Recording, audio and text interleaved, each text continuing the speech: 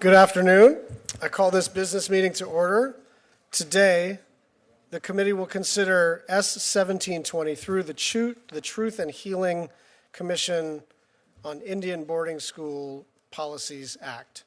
Senator Warren's bipartisan bill will create a commission to investigate, document, and report on the histories of Indian boarding schools, Indian boarding school policies, and their systemic and long-term effects on Native peoples. The bill will also direct the Commission to develop recommendations for future federal action and support healing for survivors of Indian boarding schools and their descendants. It currently has 28 co-sponsors in the Senate. Last Congress, the committee held a legislative hearing to consider an identical version of S-1723. We also examined the Department of Interior's Federal Indian Boarding School Initiative and its first investigative report on the historical boarding school system. It was a powerful hearing. Interior Secretary Holland, along with tribal leaders and advocates, spoke frankly about the brutal attempted assimilation of American Indian, Alaska Native, and Native Hawaiian children at these schools, where children as young as 3 years old endured physical, sexual, and psychological abuse. For over a century, the federal government knowingly perpetuated violence and trauma with the goal of assimilating Native children by destroying their languages, their cultures, and their very identities. The impacts of this shameful history are felt by survivors and their descendants to this day. We must do all we can to right this grievous wrong. The committee received testimony for the record from more than 100 survivors, descendants, tribal leaders, advocates, churches, local governments, and experts after our hearing. For nearly a year, we worked directly with Native communities and subject matter experts, including the National Native American Boarding School Healing Coalition and the former Canadian Senator and Commissioner of the Canadian Truth and Reconciliation Commission, collecting feedback and ideas on how Congress could help to chart a path forward for truth and for healing. And so at Senator Warren's request, Senator Murkowski and I filed an amendment in the nature of a substitute to this bill that reflects the committee's work and close collaboration with Native communities across the country. Without their guidance and support, a culturally respectful and meaningful path to truth and healing would not be possible. I will now turn to the Vice Chair for her opening statement.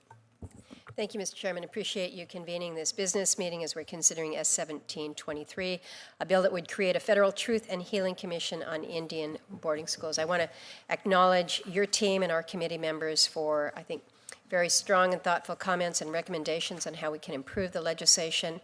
Our bipartisan amendment in the nature of a substitute honors the strong and courageous testimony that we heard from Native witnesses and survivors who've been involved in this process of healing for a long time now. Fundamentally, this commission would provide a means to address the legacy and traumatic impacts of the Indian boarding school era on Native peoples and families. The scope and gravity of harm inflicted by these policies and schools, which the federal government funded and supported, is oftentimes just difficult to understand. But because the U.S. government implemented these policies, it's now incumbent on us to document what happened and how some of these institutions attempted to literally destroy Native cultures and to develop recommendations to heal from these harms. We're now in a time where we honor and respect Native languages and cultures and understand that culture is a protective factor. Culture can heal. But that was not always the case with federal policy. For years, countless Native children, some as young as 3 years old, were forced to leave families and homes and attend schools far away from their communities. In Alaska, we have come to know the story of Sophia Tetoff. She was from the village of St. Paul Island, out in the middle of the Bering Straits. She was sent to a boarding school in Pennsylvania, Carlisle Indian Industrial School. It's about 4,500 miles from her home. And in these schools, children were forced to speak a language that they didn't know, different clothing, different foods, all while living in fear that if they didn't do exactly as they were told, there would be consequences. They would receive punishment. And we know that thousands of Native children attended these schools, but what we don't know is how many did not return home. Sophia was one of those children who did not come home. She died in 1906. Her family repatriated her remains back to St. Paul Island in 2021. Made that 4,500-mile journey then. But this is just a glimpse of the policy approach that lasted a century and a half. As you point out, Mr. Chairman, last year the committee held an oversight and legislative hearing on DOI's first report on this issue. We received testimony on S 2907, the bill that would create the Federal Commission, and I recognize Senator Warren for her efforts in that. And since then, the committee kept open a lengthy public comment period. Staff have reviewed the record, which include the stories from survivors. They've researched other federal commissions and how Canada dealt with its own history of residential schools. And again, I want to acknowledge the work of the committee staff and member offices for their efforts to address the calls for justice by advocates while making bipartisan improvements to the bill. We heard from so many different advocates, including many of our faith leaders. Working with Senator Schatz and his staff, we've developed a good amendment in the nature of a substitute. This includes a number of edits perfecting the bill, including good government changes that will reduce the cost and improve the subpoena authority of the Commission. And I want to recognize Senator Daines for the contributions that he's made, certainly in that area. But we have, as a committee, received an extraordinary outpouring of support for passage of this legislation. So I would urge colleagues as we go through this markup and then hopefully try to advance this later on in the Senate to look carefully and critically at what the committee has put before us. Thank you, Mr. Chairman. Thank you, Vice Chair Murkowski. Are there any members of the committee wishing to make an opening statement? Let's do Senator Cantwell, followed by Senator Cortez Masto, and then if there are no other members of the committee, the author of the bill, Senator Warren. Thank you, Chairman Schatz and Vice Chair Murkowski, for holding the business meeting to consider S 1323, the Truth and Healing Commission on the Indian Boarding School Policies in the United States Act. The Secretary Holland was out at the Tulalip Reservation recently, hearing stories for an all-day session, so I very much appreciate how important this is. Washington State had 15 Indian boarding schools where Native children were separated from their families and cultures of the Pacific Northwest tribe. Since that time, tribal members in Washington have focused on reconnecting to their heritage and, most importantly, in healing. A key aspect of this healing is understanding what happened and making sure that it will never happen again. S 1723 will help our Native and Indigenous communities by creating a commission to help guide the healing journey, and will do so through acknowledging the lasting impacts of forced assimilation through the Indian boarding schools and developing recommendations to the federal government that will focus on Native voices being heard. To get to this result, we know that we have to not hide from the past. Generations of tribal communities need to achieve justice and heal, and the truth must be acknowledged. So I encourage my colleagues on this important legislation, and as if I could just take a moment to recognize the passing of one of our tribal leaders, John McCoy from the Tulalip Reservation. Not only was he a 20-year member of the United States Air Force and a tribal leader at Tulalip, but he served our state legislature both as a representative and a senator, and we will miss him dearly. Thank you, Mr. Chairman. Thank you, Senator Cantwell. Senator Cortez Masto.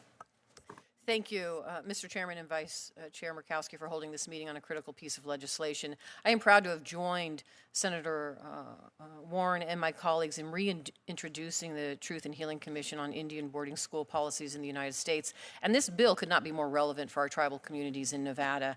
We have three such schools in my home state, one of which, the Stewart Indian School, was operated by the federal government from 1890 to 1980. The Stewart Indian School, like many Indian schools, was meant to erase Native culture and identity. The thousands of students who attended the Stewart School were forced to forget their languages and were often prevented from seeing family members. Those family members were not even informed when children were sick or even passed away. In fact, there are nearly 100 unmarked graves that have been identified in the school cemetery. And this is only a sliver of the cruelty and abuse that Native children at the Stewart Indian School endured. And that is why it's important and crucial for us to act on this painful chapter in our history and to give space for acknowledgement and healing. So I am proud to support the creation of the Truth and Healing Commission, and will continue to work with Nevada's Stewart Indian School and Native organizations across the country to help address these injustices. Thank you, Mr. Chairman.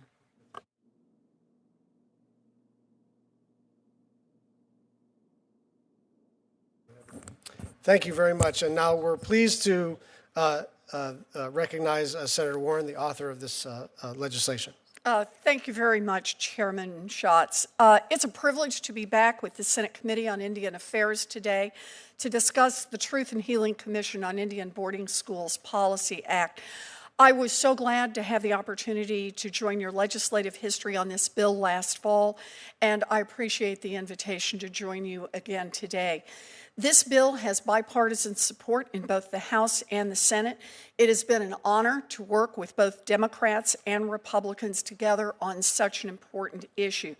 I'd like to start by thanking Chairman Schatz and Vice Chair Murkowski for your strong leadership and your commitment on this issue, as well as the many co-sponsors of this bill. I'd also like to thank Deborah Parker and the National Native American Boarding School Healing Commission for their invaluable expertise and their work over the past several years. This bill would establish a Truth and Healing Commission to formally investigate the Indian boarding school policies, horrifying and unacceptable practices intended to strip Native children of their indigenous identities, beliefs, and language. I first introduced this legislation in 2020 with my dear friend Deb Haaland when she was serving in Congress. She told me how important this was to her on a personal level, and we agreed that it is critical from a national policy perspective as well. Since that time, Secretary Haaland has launched the Federal Indian Boarding School Initiative at the Department of Interior, and I've reintroduced the bill twice to carry on that work. Thanks as well go to Representative Sharice Davids and Tom Cole, co-chairs of the Congressional Native American Caucus, for carrying the baton in the House. As many of you know, the federal government's Indian boarding school policies caused unimaginable suffering and trauma that linger on in tribal communities today. And it is long overdue that the federal government fully reckon with this history and its legacy. For at least 150 years, up through 1969, these policies forcibly removed children, some as young as 3 years old, from their homes and families and sent them to boarding schools. The Department of Interior's initial report has already identified more than 400 of these boarding schools across 37 states or then territories. At the schools, Native children were subjected to harrowing human rights violations, including spiritual, physical, psychological, and sexual abuse, neglect, and trauma. Many never returned to their families, and inaccurate, scattered, or missing school records still make it difficult for families to locate their loved ones.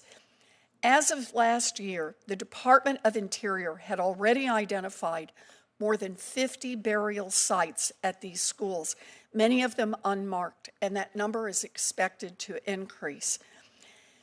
It is no question that this work will be painful, but it is important and long overdue. The Department of Interior's report was the first time that the federal government acknowledged its role in these policies. It is past time that the voices of survivors and other community members are fully heard.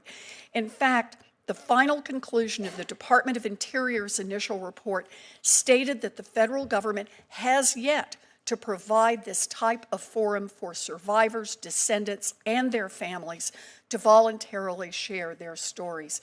This bill would provide the Commission with several years to investigate the policies and learn from survivors and their descendants by providing this forum, holding culturally respectful and meaningful hearings.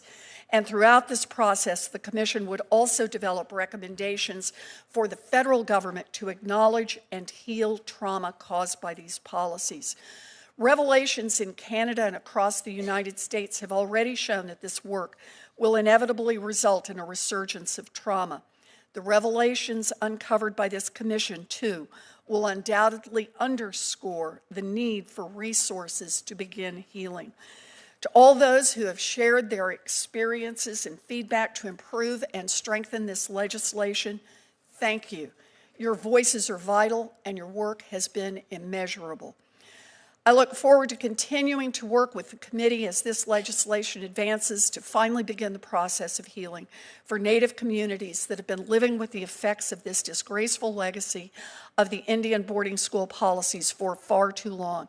Thank you again to Chairman Schatz and to Vice Chair Murkowski for your deep commitment to this issue. Thank you. Thank you very much, Senator Warren, for your leadership on this. We will now turn to S 1723. This bill has one timely filed amendment in the nature of a substitute, Schatz-Murkowski Amendment Number 23574. I'll now call up the substitute amendment as the original text for the purpose of amendment. The substitute amendment has 12 timely filed first-degree amendments and 2 untimely filed first-degree amendments. Committee Rule 5C requires 48-hour notice of amendments to be considered in advance of a business meeting. This rule may be waived by the chair with the concurrence of the vice chair. Does the vice chair concur? I do, sir. Thank you very much. 6 first-degree amendments make helpful refinements to the substitute.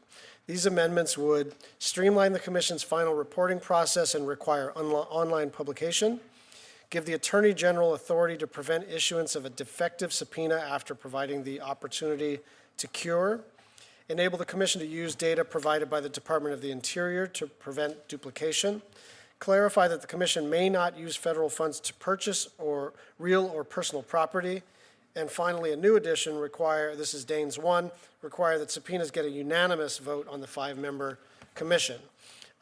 Sorry, that wasn't finally, that was second to last. And finally, ensure the commissioner serving as the traditional cultural authority is recognized as such by their respective Native community. I want to thank Senator Daines and Mullen for proposing these amendments and for their thoughtful input. At this time, I will ask for a motion to consider en bloc amendment numbers KAT 23583, 23597, 23577, 23576, 23616, 23580.